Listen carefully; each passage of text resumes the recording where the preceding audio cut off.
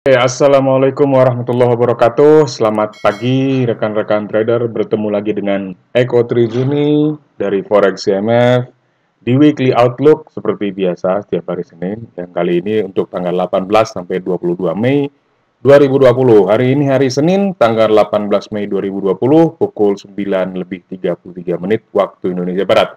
Seperti biasa sebelum kita maju ke peluang teknikal, saya mau bicara ini sedikit. Ini tadi pagi ini bos Federal Reserve ngomong nih. Jadi dia ngomong itu nanti dia dibilang hati-hati, dia bilangnya. GDP Amerika itu bisa anjlok sampai 30% dan pengangguran bisa naik mencapai 25%. Wah, ini luar biasa nih. Nah, ini nanti ini dia nggak cuma ngomong pagi ini doang ya. Besok pagi dia jam 9 pagi juga bakal ngomong lagi hari Selasa tanggal 19 Mei. Kemudian nanti tanggal 22 Mei hari Jumat dia juga bakal ngomong lagi setengah 2 siang, setengah 2 pagi waktu Indonesia Barat. Kita akan lihat apa yang akan dia bicarakan nanti. Yang jelas ya ini, kalau yang tadi pagi sih, Powell sendiri mengatakan dia kasih warning ekonomi Amerika GDP-nya itu bisa menyusut 30%, pengangguran bisa naik sampai 25%. Kita tahu bahwa bulan lalu unemployment rate-nya juga luar biasa buruk, ya kan? Tingkat penganggurannya, non-farm payroll juga luar biasa buruk bulan kemarin ya pengumumannya. Nah, kita akan terus pantau dan saya yakin bakal banyak peluang yang bisa muncul dari kondisi perekonomian Amerika Serikat terutama yang tentunya juga akan diikuti oleh gonjang-ganjing perekonomian dunia. Dan biasanya sih dari kondisi yang seperti ini yang paling banyak berfluktuasi biasanya harga emas. Nanti kita lihat ya secara teknikal akan seperti apa. Ada hal yang menarik nanti secara teknikal. Sampai selesai podcast ini saya saranin tetap dilihat karena nanti kita akan bahas itu goldnya bakal gimana. Nah, kemudian kita lanjut lagi ya baca data ekonomi yang akan dirilis di pekan ini. Hari Rabu, Gubernur Bank of England juga bakal pidato. Kemudian hari Kamisnya disusul oleh Gubernur RBA, ya, so on. Kemudian yang penting nanti ini flash service PMI-nya cukup bagus dari Inggris hari Kamis tanggal 21 Mei pukul setengah 4 sore waktu Indonesia Barat ya. Dari 13,4 diperkirakan naik jadi 20. Ini bagus, kemungkinan pound sterling bisa menguat. Nah, flash manufacturing PMI ini revisinya kemarin jelek jadi 36,1, nanti diperkirakan naik jadi 37,5, tapi tidak terlalu tinggi kenaikannya. Perubahannya juga tidak terlalu signifikan. Nanti akan kita lihat apakah ini bisa mengcover pernyataan Powell yang mengatakan ekonomi Amerika bakal menyusut 30% itu. Tapi walaupun memang Powell juga bilang sih, tapi tidak seburuk itu kok nggak seburuk Great Depression gitu ya. Great Depression itu tahun 30-an, 1930-an. Kata Powell sih nggak bakal seburuk itu, tapi kita nggak tahu ya. Ya intinya ini bad news sebenarnya, dan kita tahu bahwa di market itu ada kecenderungan buy the rumor, sell on fact gitu. Jadi itu diartikan market akan cenderung bereaksi terhadap berita-berita atau rumor-rumor tertentu. Dalam hal ini, kita bicara pernyataan Powell sebagai ketua Fed. Dan ini cukup luar biasa. Dia belak-belakan loh ngomongnya menyusut 30%. GDP-nya luar biasa itu. Kemudian hari Jumat, jam 1 siang dari Inggris, retail sales-nya jelek banget prediksinya. Dari minus 5,1% jadi minus 16%. Ini luar biasa jelek, rekan-rekan. Dan kalau yang di hari Kamis kemungkinannya pound sterling menguat, di hari Jumatnya ini kemungkinan pound sterlingnya bahkan melemah lagi justru. Kalau benar data retail sales-nya seburuk ini. Apalagi kalau lebih buruk ya. Wah, itu luar biasa. Data dari Eropa, pukul 2 siang, 2:04 sampai dan setengah 3 sore waktu Indonesia Barat, ada flash services PMI dari Perancis, diperkirakan bagus dari 10,2 ke 28,8. Jerman Flash Manufacturing PMI pukul setengah 3 dari 34,5 diperkirakan naik dari 39. Dan Jerman Flash Services PMI-nya dari 16,2 naik dari jadi 26,2. Nah, secara umum untuk hari Jumat data dari kawasan Euro itu cenderung diperkirakan membaik. Jadi mungkin di sesi Eropa di hari Jumat euro ada kemungkinan akan menguat. Jadi siap-siap aja di jam-jam itu nanti kita lihat, nanti kita akan padukan juga dengan technical intraday-nya. Nah, untuk technical intraday-nya nanti rekan-rekan bisa komunikasi dengan tim market analis, Forex CMF, atau ikuti insight-insight yang ada di app. Kalau belum install app-nya, segera install sekarang Quick Pro, Trading Assistant dari Forex CMF, cari di Google Play. Oke, nah sekarang kita mau lanjut ke pemaparan teknikal. Tapi sebelum kita lanjut ke teknikal, jangan lupa pencet tombol subscribe, like, dan share. Oke? Karena ini informasi sangat berguna bagi rekan-rekan trader dan mungkin untuk orang lain yang tidak sempat menonton podcast ini, rekan-rekan bisa kasih tahu bahwa ini ada informasi yang menarik di market. Oke, kita akan lihat sekarang secara teknikalnya. Kita mulai dari gold dulu. Nah, ini yang saya bilang menarik tadi. Kalau rekan-rekan ingat, yang sudah ngikutin ya, podcast saya 2 minggu lalu, yaitu tanggal 4 persisnya, tanggal 4 Mei. Waktu itu, di sini nih, harga emasnya. Kemudian dia koreksi ke sini, saya katakan target rebound-nya 1705.21 sampai 1747.52. Memang ini medium term karena kita pakai chart 4 jam dan outlook-nya pun dikeluarkan weekly. Tapi kalau 2 minggu lalu rekan-rekan ikut, itu cuannya berkali-kali loh sebenarnya. Kalau ngikut ya, itu cuannya berkali-kali.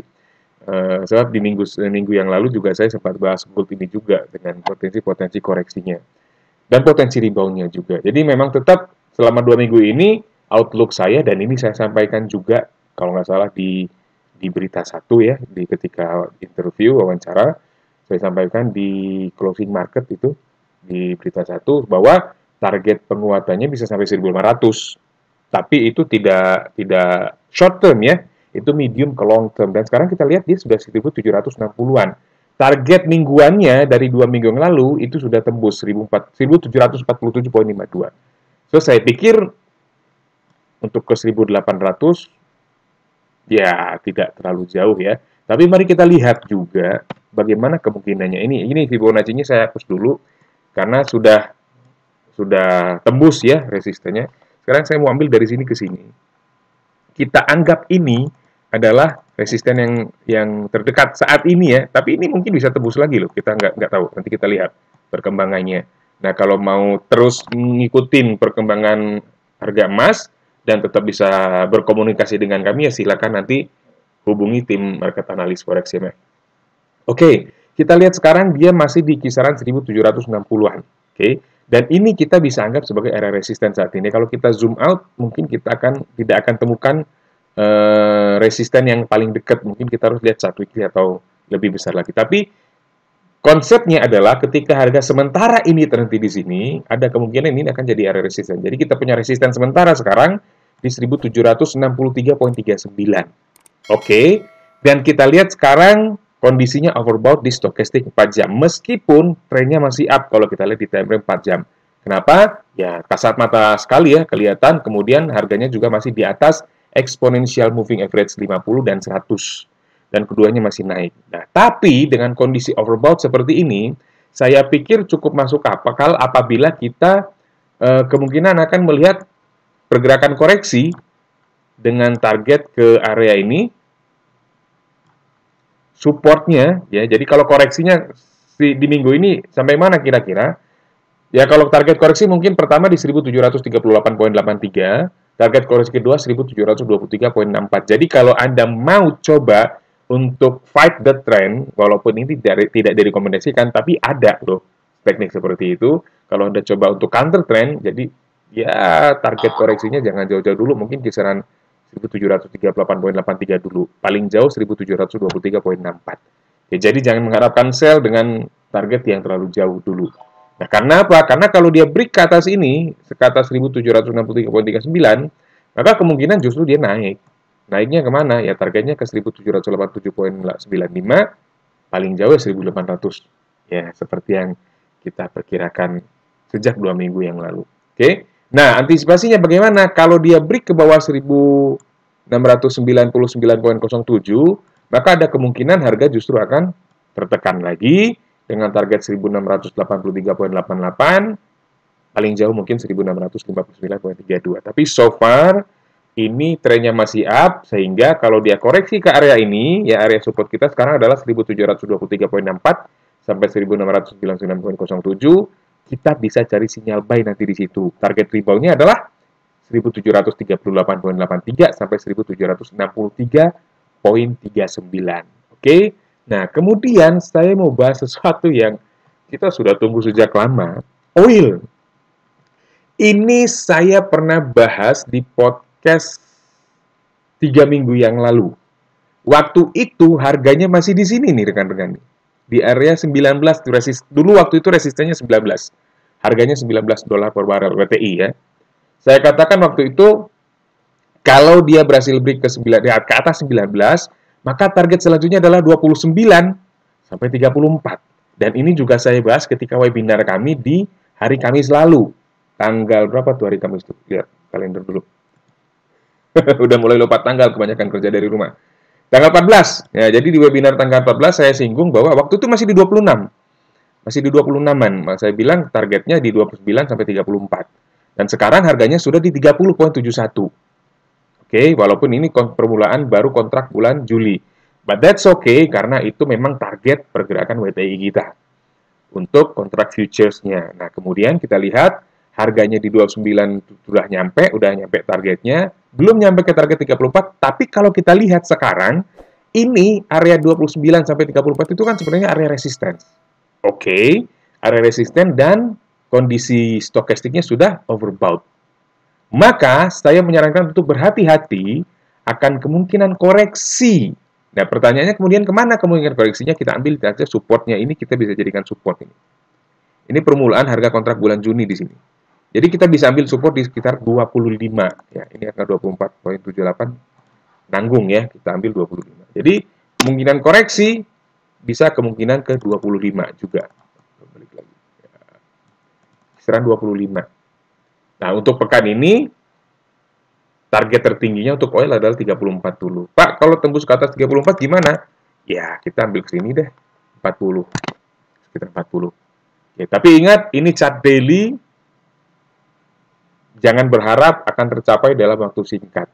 Paling cepat mungkin 2-3 minggu lah, paling cepat.